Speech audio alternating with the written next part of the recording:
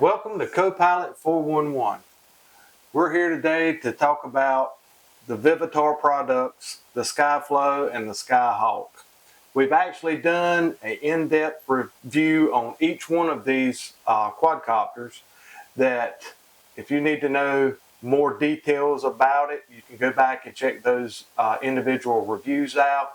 We've actually done an extended review on the Skyflow here and talked a little bit more in detail on these, but we've had a lot of people reviewing these, looking at the reviews and asking some questions, and we wanted to do a head-to-head comparison of the two.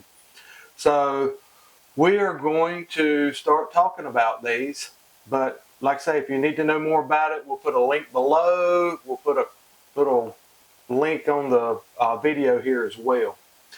So with both of these, we were trying to figure out which one we liked the best, and that's why I've got my partner here, and he's going to talk about the Skyhawk.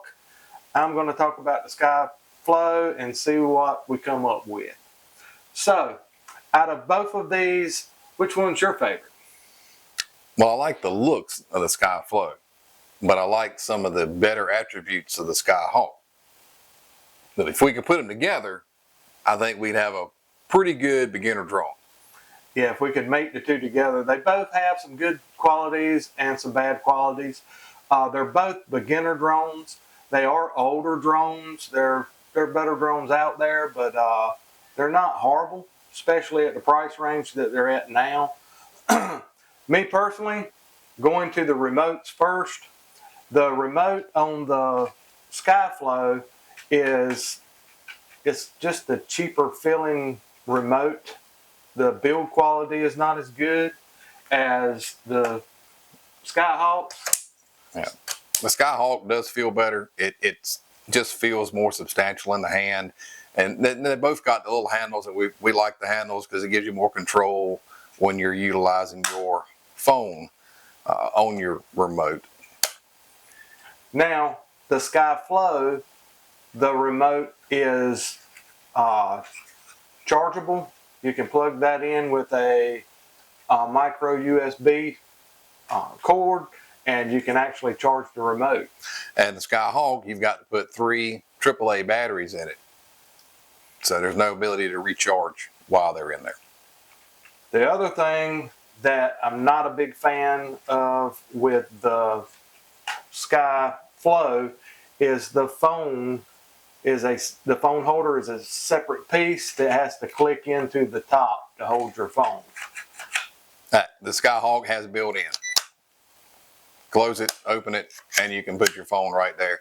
That just gives an extra piece that may get lost down the road. Now, the buttons on the Skyflow, the little controllers are okay. They're nothing fancy. Basic, just plastic knobs on the top. It's got a few buttons, GPS, you cut it off and on. It's got a return to home, gyro button, a land button, power button, camera, and speed button up here. But the Skyflow, one of the things I like about the Skyflow is it has a gimbal roll where you can actually move the camera up and down. Whereas the Skyhawk, same kind of deal. The buttons are almost identical, but the knobs on the top, they're fake. They won't move, and that means that your camera will not roll up and down. You can move the camera, but you have to do it manually before you take off and get the angle you want before you get in flight. This one is nice because you can move the fixed gimbal up and down with the controller, which we've done some video footage of the orbit and follow me, and it's nice to be able to roll the camera down to catch you when it's doing the follow me and doing the circle mode or orbit mode. So that is a nice feature that I wish the Skyhawk had that the Skyflow's got. Now, going back to video quality. since the Skyflow does have a camera that can move up and down, and you can kind of see where you're at when you're in orbit or follow me mode, or if you're in flight, you can move it up and down, which that one don't. This one does not have a TF card slot or a micro SD slot. All of the video is going to go back to your phone, where the Skyhawk actually has a place right here for a TF card. So you will get your video recorded directly to the TF card, which means that you're going to get better quality video versus video that's transmitted back via Wi-Fi to your phone and recording on the phone. Distance. The Skyflow, the box states 1,000 feet distance from you. We've actually, in our other review, the more detailed review of the Skyflow, we actually flown it to 1,000 feet. It kept FPV, and we got the distance that the box stated, which is 1,000 feet. The Skyhawk. Now the Skyhawk on the box says 500 feet, and it'll go 550 to 575 before the FPV goes out. Now, the remote still works. You can still fly the drone, but you will not get any FPV past about 550 feet to 575 max. Now, when you lose FPV on your phone with the Skyflow, I could never pick the FPV back up, even when I brought the drone closer to me. I had to, once I got the drone close back to me, I had to get out of the app, actually log back in, and pick the FPV back up. Versus the Skyhawk, when you got out and lost FPV, when you brought it back in closer, it would pick back up the FPV automatically, and you didn't have to restart the app. It done that a couple of times, but there was a few times that it didn't even pick the FPV back up. So it's hit or miss with the Skyhawk, but at least it's a hit sometimes. Now, speed. The Skyflow is a lot slower than the Skyhawk. The speeds of the Skyflow is like 5 miles an hour on the slow setting. It picks up to almost 10 miles per hour on the middle setting speed, and then the fastest speed is 12 miles an hour. Versus the Skyhawk, which gives you about speed 1, 10 miles per hour, speed 2, about 15 miles per hour, and speed 3, we got it at 20 miles per hour. So the Skyhawk does have more speed than the Skyflow. The batteries. I have 3 batteries for the Skyflow, and I don't know if it's where these batteries are older, but it seems like I couldn't get the flight time off of the Skyflow as good as we could off of the Skyhawk. The batteries for the Skyflow does have a charging port where you can actually use a micro USB charging cable to charge it. Where the Skyhawk has to have a proprietary charging block that sticks on, and then you use a standard USB to charge it. The flight time with the Skyflow is not as good as the Skyhawk. Even though they both state 15 minutes of flight time, it seems like I could get closer to the 12 to 13 minute with the Skyhawk, where this one was cut short by at least 2 to 3 minutes. So we took them out. We had some people that were interested in some of the flight modes. So we took both of them out and we put it in follow me mode. And it's kind of hard on both of them to get them in follow me mode. Once you got them in follow me mode, they would follow you. The Skyflow actually done, to me, a little bit better job on the follow me than the Skyhawk. The good thing about the Skyflow is I could roll that gimbal down so it could see me. If we didn't adjust the camera on the Skyhawk, it would be looking over me. And you'll see that in the videos. The other thing is we tried the orbit mode. And there again, trying to get it in the orbit mode was kind of hard. You have to fly the copter over top of you. You have to set the mode. It'll fly away, and then it'll start to orbit. And neither one of them would really get us in the center of the circle of that orbit. You'll see that on the videos coming up shortly. They were a little off from where they should be doing the circle. You weren't directly in the center. But as he said on the Skyflow, you could angle your camera down with that feature and be able to find yourself. The other thing I noticed is once you put it in those modes, you were no longer in control of the copter. I couldn't get it to yaw left or right. The only thing I could get it to do is I could get it to lower up and down, and I could use the camera roll on the Skyflow. So we're going to show you the videos right now, let you take a look at it and see what you think, and we'll come back and we'll wrap up on which one we think's the best, and we'll go from there. Let's go to the videos and watch them now.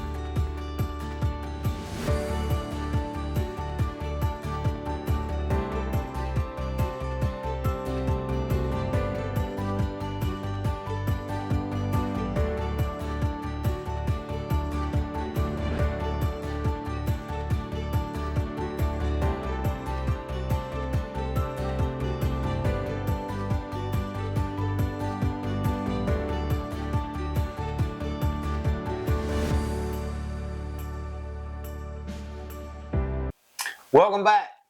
Well, you saw the video of the orbit and the follow me, and like I say, nothing special. They will function. They're not horrible, but they're not the greatest under the sun either. But between the both of them, they both have their advantages. They both have their disadvantages.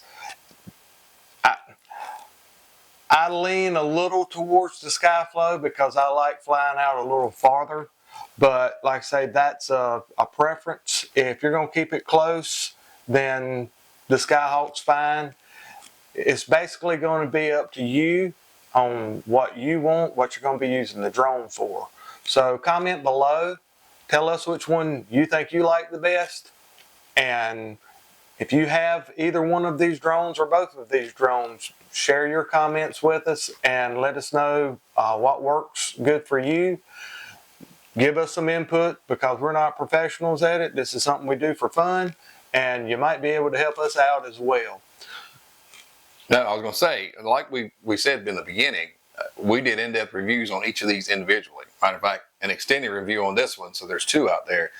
Check the links below. We'll have those available, some cards above, and go and watch the in-depth reviews of each one so you see a lot more than what we're covering here. I will echo my co-pilot here. The Skyflow seems to be where I would lean. The little better, tiny better video quality of the Skyhawk is nice, but distance and the ability to roll that camera up and down, to me, edges out the Skyflow. Like I say, for the money, for a first drone, they both have GPS, so they maintain pretty good flight altitude, being stable and positioned in the sky, which is great on both of these. Like I say, check out those other reviews. Comment below on anything you want to tell us about these, which one you like best. And like always, thank you for watching. We hope this was helpful for you, and we'll see you on the next review. Thank you.